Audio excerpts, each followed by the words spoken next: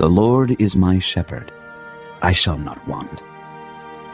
He maketh me to lie down in green pastures.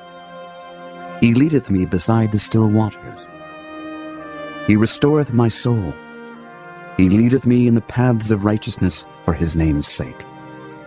Yea, though I walk through the valley of the shadow of death, I will fear no evil. For thou art with me. Thy rod and thy staff, they comfort me. Thou preparest a table before me in the presence of mine enemies. Thou anointest my head with oil. My cup runneth over. Surely goodness and mercy shall follow me all the days of my life, and I will dwell in the house of the Lord forever.